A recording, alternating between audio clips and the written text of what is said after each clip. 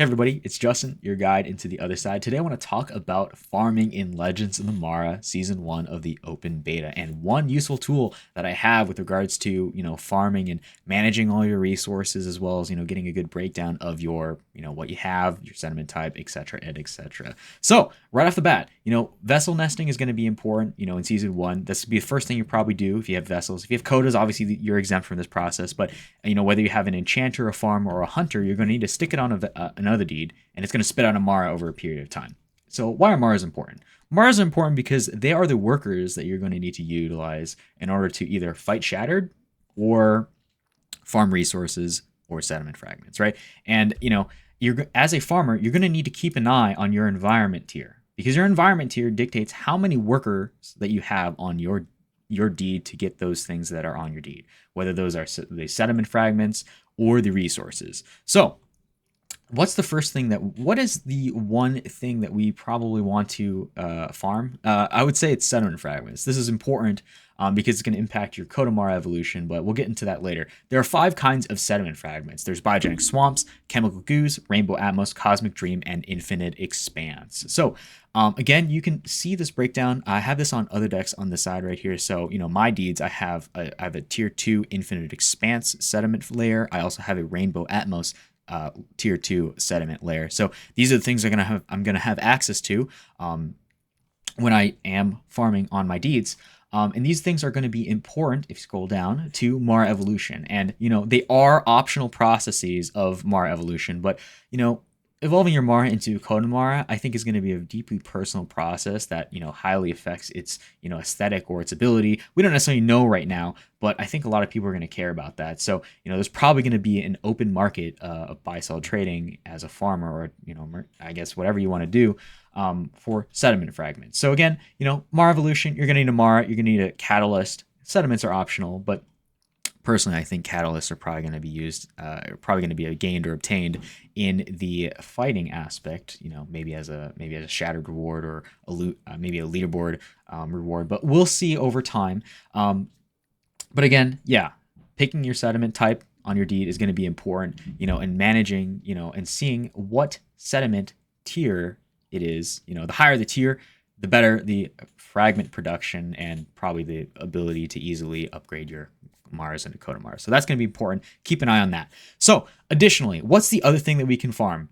Resources. Okay. How do we manage resources? What do we have? Kind of get an overview of everything in Otherside, for that. So here I have a feature of Otherdex, right? So Otherdex on this side of the screen, I have my other deeds, right? So I can see a breakdown of my deeds from my sediment to my environment type and size, as well as my resources, as a pretty easy breakdown and overview. So additionally, outside of just this deed view breakdown, I have a overarching view of everything that I have in my wallet. So, if you stick your wallet address at the very search bar at the very top, it'll bring up your profile of your wallet. You can see your other deeds, your resources, your vessels, your farmers, your hunters, enchanters, artifacts, and codas.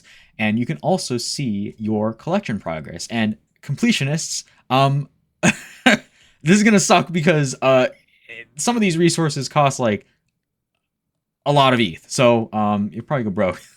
So that brings me to my next problem, aka solution, essentially, is the resource tabs, right? So as a farmer, as someone who's a completionist or a collector, or someone who wants to craft items, or artifacts, or maybe armor, clothing, or buildings in the future, maybe even enchanting, you're gonna want to get an overview of everything that you have access to from your your deeds on the side. You can see what you have in terms of resources, but you can also see in the resource breakdown of Otherdex, what you have. So, and you can also see what you don't have. But, let's go over a breakdown and see what each of these things are. So I have Lumaleaf tier 2. I also have Lunarian tier 2, as well as Luster, so on and so forth. I think I have a Spikeweed tier 3. But it's going to be important to know what you have and what you don't have to, reach out to people who have things that you don't. So you can trade with them. So you can play with them. So then you can, get the things that you need in order to craft your things that you want to craft in the future seasons, as resources get activated, etc., etc.